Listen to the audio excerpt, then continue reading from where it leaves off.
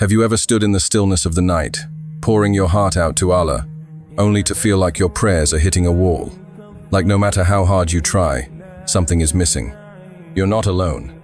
Many of us wake up for Tahajjud, especially in Ramadan, but walk away feeling empty, wondering why our du'as aren't answered, why our hearts still feel heavy. Could it be that we're making mistakes without even realizing it? Tahajjud is no ordinary prayer. It's the prayer of the night, when the world sleeps, but the heavens open. It's the time when Allah descends to the lowest heaven, asking, "Who is calling upon me, so I may respond? Who is seeking my forgiveness, so I may forgive them?" It's a moment of divine connection, a chance to transform your life. But here's the catch.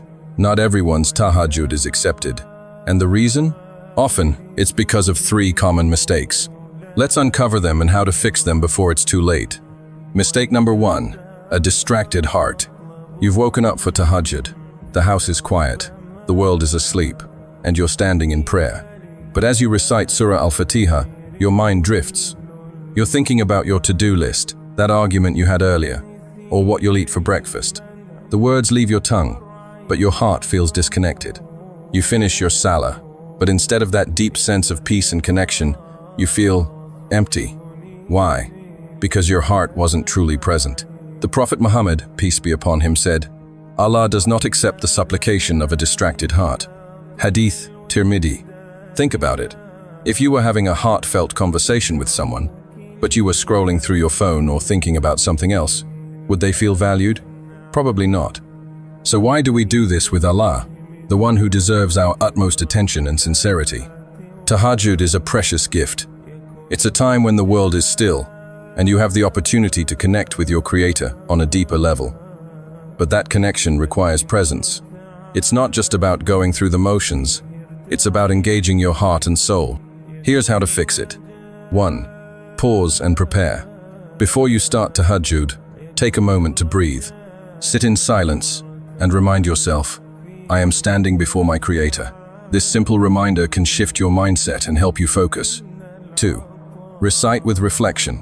Don't rush through the surahs. Recite slowly and ponder the meaning of the words. Let them resonate in your heart. 3. Disconnect to reconnect. Leave your phone in another room. Free yourself from distractions. This is your time with Allah. Nothing else matters in this moment. Tahajjud isn't just about standing at night. It's about standing with sincerity. When you bring your heart to the prayer, you'll feel the difference. That emptiness will be replaced with peace, and your connection with Allah will grow stronger. So tonight, when you rise for Tahajjud, make it a goal to pray with a heart that's fully present. Because a distracted heart may fulfill the action, but it misses the essence of worship. Mistake number 2, praying for change, but refusing to change. Here's a hard truth. Tahajjud isn't just about what you do in prayer, it's about what you do after. Many of us stand in the last third of the night, pouring our hearts out to Allah, begging for change. Ya Allah, fix my situation. Ease my burden, grant me success. But when the prayer ends, we go back to the same habits, the same mistakes, and the same harmful actions. It's like asking for a lifeline, while refusing to let go of the anchor dragging us down. The Prophet Muhammad, peace be upon him, said, "By Allah, he is not a believer be Allah. He is not a believer be Allah. He is not a believer." When asked who, he replied, "The one whose neighbor is not safe from his harm." Sahih Bukhari. This hadith is a powerful reminder that our worship isn't isolated from our behavior.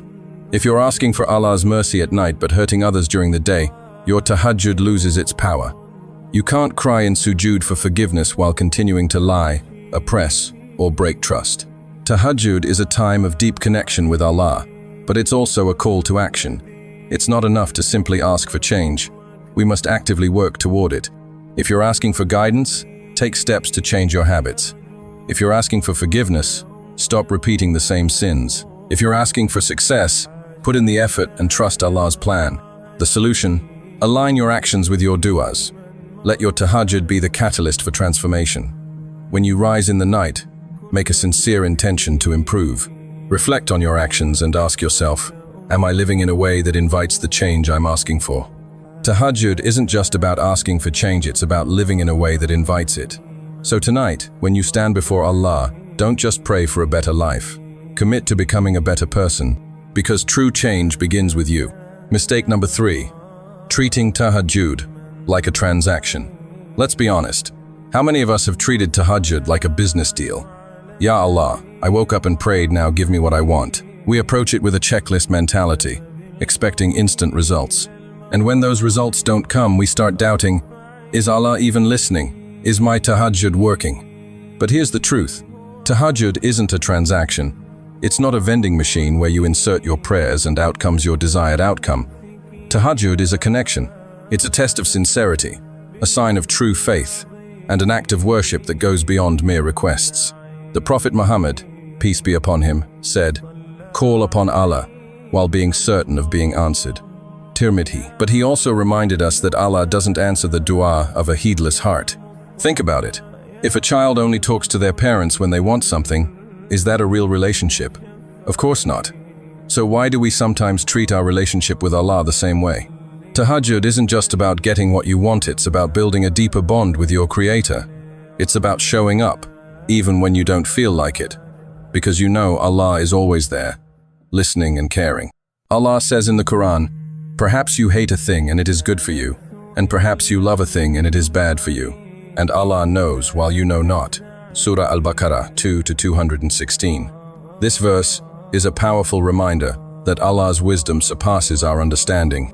Sometimes, what we think is best for us isn't, and what we avoid might be exactly what we need. So how do we fix this transactional mindset? 1. Shift your intention.